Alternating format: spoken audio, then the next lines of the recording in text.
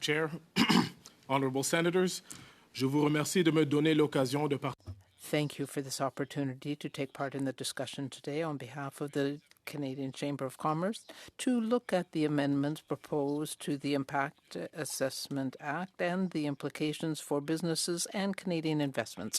Allow me to begin my remarks by stating the obvious. No country is better positioned than Canada to lead the global energy transition.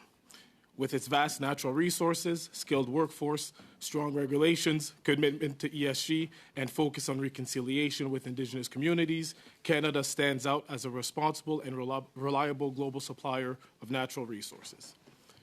Canada has grand ambitions and the talent and natural resources to see them fulfilled. However, we also have a record of getting in our own way.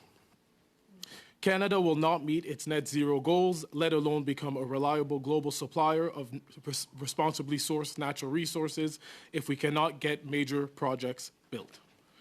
Project approvals cannot continue to take 10 or more years, whether what's proposed is a major carbon capture utilization and storage project that would continue to reduce emissions, or a transportation gateway that would help ensure Canadian businesses can get goods to market reliably and efficiently.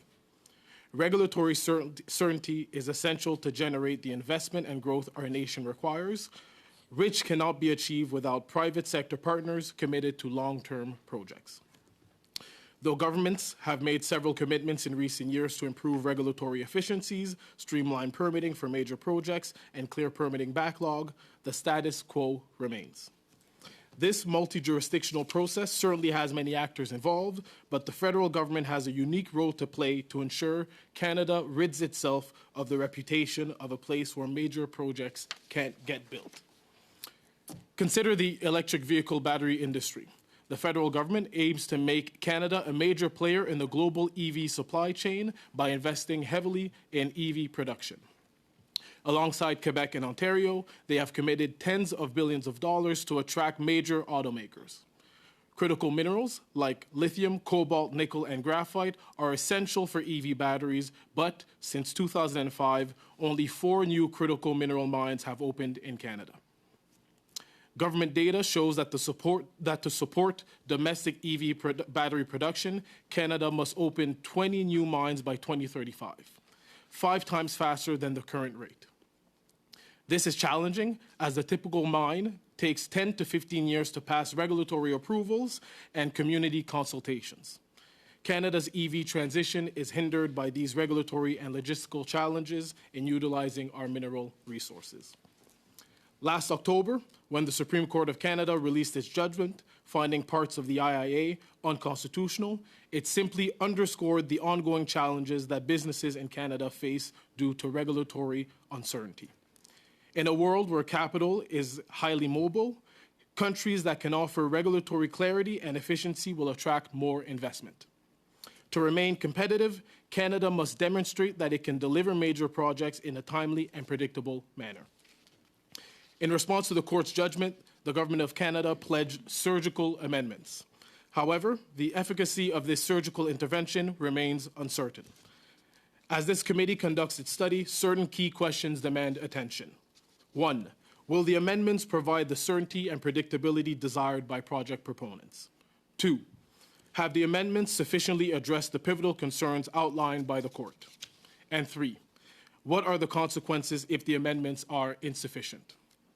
To answer the first question, the proposed amendments to the IIA show that the government's main priority after the Supreme Court's ruling was to ensure the IIA's constitutionality rather than to improve clarity on its applicability, timelines, and decision-making authority. As a result, a key opportunity to create a regulatory environment that boosts business confidence and minimizes risk has been missed.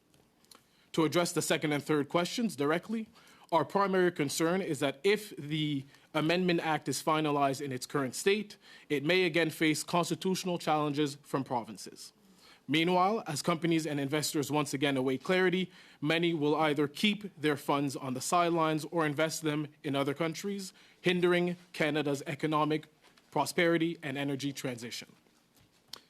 La rhétorique et l'ambition ne Rhetoric and ambition aren't enough to get major projects built in Canada. Achieving our economic and environmental objectives requires genuine cooperation between the private and public sectors. We must recognize that the success of these projects is vital to our economic growth and productivity.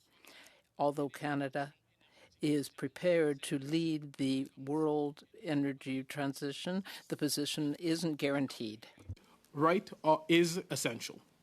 The Canadian Chamber of Commerce believes that an amendment IIA developed through collaborative efforts can create a more predictable, transparent, and efficient regulatory framework. We are eager to support the government in its aim to establish a modern and efficient regulatory system that responds to the needs of industry and respects the jurisdictions of all levels of government. Thank you, Senators.